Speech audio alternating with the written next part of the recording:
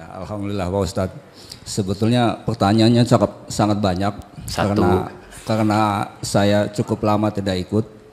Tapi mengingat situasi udah hampir jam 6, jadi tadi saya pilih-pilih di otak saya, mungkin satu aja Pak Ustadz. Ya, silakan.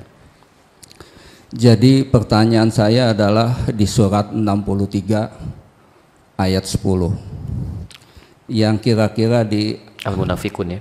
Di dekat di akhir-akhir hayat itu, jadi orang yang sudah akan meninggal, dia kalau bisa dikasih kesempatan, kira-kira ingin bersedekah Pak Ustadz.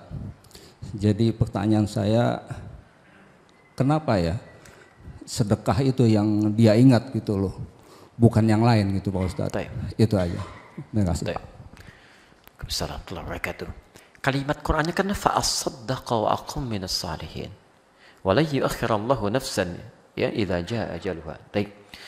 Jadi ada orang-orang yang saat diberikan kesempatan oleh Allah di dunia, dia tidak memaksimalkan kesempatan itu untuk berbuat baik. Dan tolong ingat ini ya, ini surah ayat masuk di surah Al-Munafiqun. Orang munafik. Nah, sifat munafik itu dibagi dua oleh Quran. Ada memang orang-orang itu non-muslim dalam konteks kafir, tapi lebih banyak yang merasa beriman, masuk Islam, mengaku muslim, tapi tidak memanfaatkan keislamannya dengan baik. Misal, kalau non-muslim punya harta banyak tidak berzakat karena nggak punya iman. Tapi ini sudah masuk Islam, harta dititipkan oleh Allah, nggak mau zakat. Kalau non-muslim tidak mau sholat, nggak beriman. Tapi ini sudah beriman, nggak mau sholat. Jadi sebetulnya apa yang ada dalam jiwamu gitu kan, itu kalau bahasa Quran itu seakan-akan iman tuh nggak sampai ke hatinya, cuma di mulutnya aja mengatakan saya muslim, tapi karena nggak sampai ke jiwanya tidak teresapi.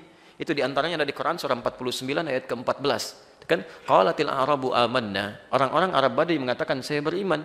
Kul, katakan Muhammad, lam tu'minu, kalian belum serius imannya, belum beriman dengan serius. Walakin qulu aslamna, cukup katakan baru masuk Islam. Islam itu kan baru bersyahadat. Walamma yadkhulul imanu fi qulubikum, sedangkan imannya nggak masuk ke hati, jadi cuma di lisan aja. Muslim ya, muslim. Beriman, beriman. Kok nggak sholat? Ya itu kan urusan saya dengan Allah. Ya, Om ke masjid yuk, duluan aja. Dia emang nggak tahu masjidnya? Enggak, baik. Nggak mau masuk surga? Masjid aja nggak tahu, apalagi surga. Misal gitu kan? Nah, ini ada orang-orang seperti itu tuh yang susah gitu kan? Padahal sudah beriman. Wa fi adanihim waqra, Quran surah ke-6 ayat ke-25. Di telinganya ada sumbatan. Jadi kalau kayak konser, kayak macam-macam tuh gampang kedengarannya. Tapi suara adzan yang di samping rumahnya nggak kedengaran Pak. Nggak kedengaran itu ya. Bahkan matanya terhalang. Saking sayangnya Allah, kalaupun telinganya nggak dengar, itu hidayah datang lewat penglihatan. Lihat orang sholat, lihat masjid, nggak bisa lihat. Ya, sampai hatinya nggak bisa mencerna. Turun Quran surah kedua ayat ke-7 itu, posisi paling kanan sebelah atas. Khatamallahu ala qulubihim wa ala sam'ihim wa ala absarihim rishawah. Nah, sebagian orang itu orang-orang munafik. Ayat ke-8-nya. Wa minan nasi may yaqulu amanna billahi wa bil yaumil akhir wa ma hum bimu'minin. Tahu dari mana orang munafik itu? Sifat munafiknya dan bahasa munafiknya. Quran surah ke-4 ayat 142, posisi paling kanan di sebelah atas itu. Innal munafiqina yukhadi'una Allah wa huwa khadi'uhum wa idza qamu ila sholati qamu kusala. Jadi ada orang munafik juga, mohon maaf, yang dia itu bukan hanya dari kalangan kafir, tapi dari kalangan orang-orang yang mengaku beriman kepada Allah Subhanahu wa taala. Diberikan kesempatan dunia, tenaga nggak mau ibadah, dengan harta nggak mau sedekah dan sebagainya. Nah, apa yang terjadi? Ternyata orang-orang ini, apalagi kalau sifat munafik ini bukan cuma tidak mengerjakan ibadah, tapi juga menghambat orang lain untuk ibadah. Itu yang paling bahaya. Itu tingkat munafik tertinggi. Tingkat munafik tertinggi. Ya. Jadi kalau ada orang munafik mengaku muslim, tapi kemudian menghambat orang ibadah dan bahkan mengingkari ayat Quran, bahkan minimal mengolok-oloknya, itu paling bahaya. Itu ada di Quran surah ke-4 ayat 140, posisi paling kiri sebelah bawah. Ada yang begitu. Hati-hati. Wa qad nazzala 'alaikum fil kitabi an idza sami'tum ayatillahi yukfaru biha wa yustahza'u biha fala taq'udu ma'hum hatta yakhudhu fi haditsin ghairi innakum idzam mithluhum innallaha jami'ul munafiqin wal kafirina fi jahannam jami'a. Kalau Anda pernah mendengar orang-orang berbicara komentar tentang ayat-ayat Allah tapi dia simpangkan maknanya. Pandai bicara tentang Al-Qur'an, cuman dijadikan dalil untuk menyimpangkan orang dari ketentuan Islam. Apa Bapak pikir orang yang bicara semua agama sama itu non-muslim? Ada yang mengaku muslim. Bapak-bapak, ibu sekalian, sebetulnya semua agama itu sama. Mengajak pada Tuhan yang sama, cuman caranya beda-beda. Siapa yang bicara itu? Bukankah ada yang mengaku muslim? Tapi dia mengambil ayat-ayat Quran untuk menegaskan klaimnya, dan enak sekali motong-motong. Dalilnya ini loh dalam Al-Quran, itu orang munafik. Dan munafiknya tingkat tinggi. Allah saja membenci orang itu, masa kita sukai? Allah saja menganggap dia bahaya, masa Anda jadikan teman? Kalau Allah saja tidak ridho pada orang itu, masa kita ridho? Itu yang berbahaya itu. Dan ini lebih berbahaya daripada orang musyrik. Karena orang musyrik itu bisa musyrik untuk dirinya, tapi orang seperti ini bisa menghambat orang dapat hidayah. Begitu non muslim mau masuk Islam, Pak, semua agama sama. Tuh, ya gak jadi masuk Islam ya. Ya. Ada orang kena penyakit homoseksual, ya, lesbian misalnya kan. Dia mau tobat, mau berbenah diri, mau sembuh. Aduh, itu tuh fitrah yang melekat pada diri Anda. Memang Anda itu diciptakan unik begitu. Gak apa-apa nikah aja dengan sesamanya, gak apa-apa kok, itu bagian dari keunikan kehidupan. Ya, kambing aja beda jenis. Silahkan, pernah gak ada dengar kok kambing homo, sapi lesbi? Gak ada. Masa manusia yang punya akal bisa begitu? Tapi orang ini kemudian menghambat orang lain untuk menjadi lebih baik, itu paling bahaya. Makanya Allah menyampaikan, orang ini kalau gak tobat selama hidupnya, maaf ya, itu kalau gak tobat, itu kata Allah langsung disampaikan, akan kami kumpulkan di neraka jahanam bersama orang kafir. Dan yang paling menarik, orang ini masuk neraka jahanam duluan dibanding orang kafir. Karena kalimatnya disebutkan duluan, innallaha jami'ul munafiqin wal kafirin fi jahannam jami'a. Saya akan gabungkan orang munafik dan orang kafir. Orang kafir urutan kedua, munafik duluan. Munafik, kalau orang kafir nggak ada imannya, neraka jahanam wajar. Kamu udah ada iman, menyesatkan orang sampai orang nggak jadi masuk Islam ya. Masya Allah, sampai orang-orang gak mau tobat, gara-gara kamu nih, kamu duluan ke neraka jahanam. Kamu duluan. Neraka jahanam gak usah dilukiskan itu, sebelum masuk ke dalamnya. Sebelum masuk ke dalamnya, itu apinya udah terasa. Quran surah 40 ayat 46 sampai 47. An-naru yuraduna 'alaiha ghuduwwan wa 'ashiyya. Neraka itu terus ditampilkan dari sejak alam kubur. Setiap pagi sampai petang. Dari sejak di alam kubur, Pak. Ya, kalau nggak percaya silahkan aja. Kalau sudah tahu ditampilkan, nggak usah nekat gitu kan. Biarin aja mereka tuh. Dan yang paling hebat, Masya Allah, pernah dengar masuk surga tanpa hisab? Orang-orang ini masuk neraka tanpa hisab.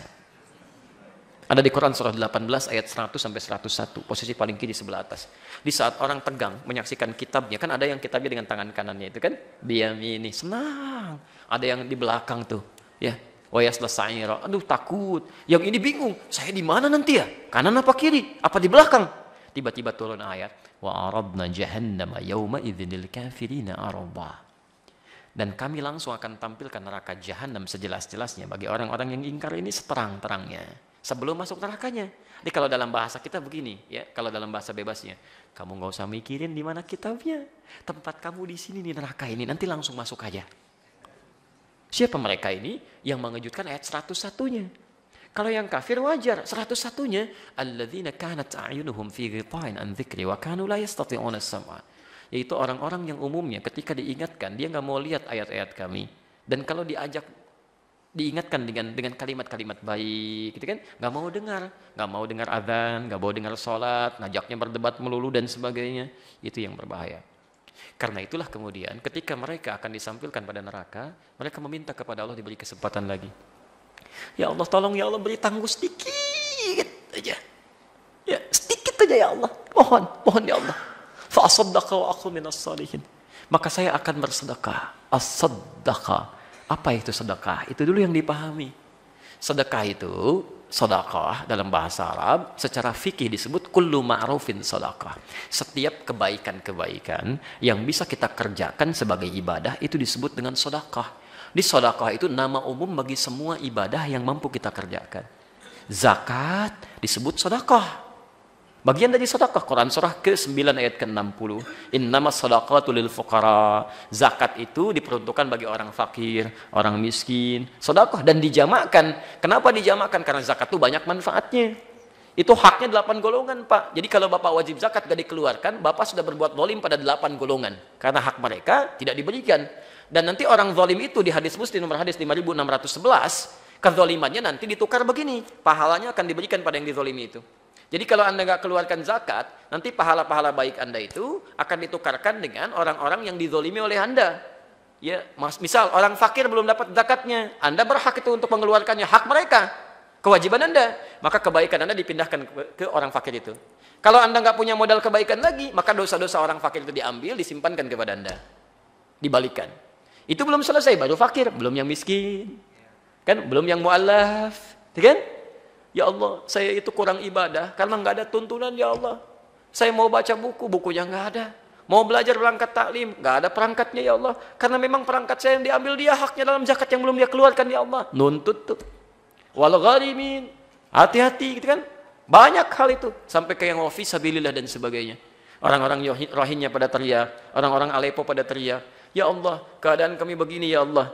Sulit mendapatkan makanan dan sebagainya. Bukan karena makanan nggak ada juga rezeki darimu, ya Allah. Tapi rezeki kami itu dihambat oleh orang-orang yang punya zakat. Nggak pernah dikeluarkan, ya Allah. Antum mau jawab apa? Infak itu disebut dengan sedekah. Salat kita disebut dengan sedekah. Haji disebut dengan sedekah. Umrah disebut dengan sedekah. Jadi ketika mengatakan fa'as-sedekah, itu kalimat umum yang sekiranya antum harus melihat antum dapat titipan apa dari Allah. Kalau harta benda, cepat gunakan untuk kepentingan ibadah. Pertama kali jangan jauh-jauh, sekitaran dulu. Ibadah lingkungan keluarga, coba cek orang tua. Infak mau jauh-jauh dulu, coba cek ibu bapak, barangkali jarang cerita. Tapi kok sindiran-sindirannya terasa. Sikap-sikapnya nampak gitu kan. Maka infak pertama itu untuk orang tua. Quran surah kedua ayat 215. Istri, anak-anak, carikan sekolah yang bagus. Ini kan kadang-kadang aneh antum ini. Tetangga dipikirin, anak sendiri dibiarin. Ji, kemana kemarin? Di masjid nggak talim, saya tungguin. Tetangga disebut-sebut, anak sendiri nggak diajak. Bukti, kok kerudungnya masih begitu aja? Kapan mau gantinya? Masya Allah, tetangga diisengin, anak sendiri nggak pakai jilbab. Coba dilihat dulu gitu kan. Coba dilihat sekitar ada, setelah itu aspek terjauh, tingkatkan salatnya, puasanya, macam-macamnya. Jadi ayat itu ingin mengatakan bahwa ada orang-orang yang merasa mereka kecewa dan menyesal. Menyesal karena tidak pernah pandai melihat titipan, tidak difungsikan dengan baik. Ini mata, titipan Allah. Terserah Allah mau diambil kapan. Mumpung masih ada penglihatan baik, gunakan untuk melihat yang baik-baik. Lihat mushaf, baca Quran. Kalau sudah diambil, Pak, mau lihat apa lagi? Ini kaki, titipan Allah. Terserah Allah mau ngambil kapan aja. Mumpung masih ada, gunakan yang baik-baik. Ada orang kakinya lumpuh, masih mau ke masjid. Antum masih pada sehat, belum mau melangkah juga. Saking sayangnya Allah, sepeda dikasih, motor dikasih, mobil dikasih. Kalau hujan nggak bocor gitu kan, silakan. Ada orang nggak punya sepeda, nggak punya mobil, ya nggak punya, bahkan kendaraan aja nggak ada. Jalan kaki ke masjid, jarak rumahnya 1 kilo, masih ke masjid jalan kaki. Ya Allah. Nah, saya kira itu Pak Arif ya. Halo? Ya. Baik, jadi silahkan ya Pak Arif, punya potensi apa subuh ini ya. Kalau ada harta titipan silahkan, jamaah pulang ada yang lapar ya sediakan sarapan gitu kan. Kalau ada buku lebih ya silahkan infakkan ya. Itu ada potensi. Ya, fa'akum minas sholihin, dan supaya diberi kesempatan untuk mengerjakan amal soleh. Jelas ya? Baik, itu contoh saja. Terserah Pak Arif mau dikerjakan atau tidak kan, itu hal yang lain. Cukup ya? Baik. Supaya ada kesempatan sholat syuruk, jadi saya akhiri dulu untuk pertanyaan ini. Kita berjumpa di kesempatan berikutnya. Teman-teman sekalian, jika ada yang benar, itu petunjuk dari Allah dan Rasulnya sebagai gambaran untuk kita amalkan tanpa harus kita tunda. Tapi kalau ada kesalahan dari apa yang saya sampaikan, itu mutlak kesalahan saya pribadi. Tolong maafkan saya, dan tolong tinggalkan pendapat saya yang keliru. Langsung ambil saja pendapat Ustadz yang lebih baik, tanpa harus diperdebatkan dan buang-buang waktu dan tenaga kita. Jelas sampai sini? Baik. Subhanakallahumma wa bihamdika asyhadu an la ilaha illa anta astaghfiruka wa atubu ilaik. Wa akhiru da'wana alhamdulillahi rabbil alamin. Wal 'afwu minkum. Assalamualaikum warahmatullahi wabarakatuh.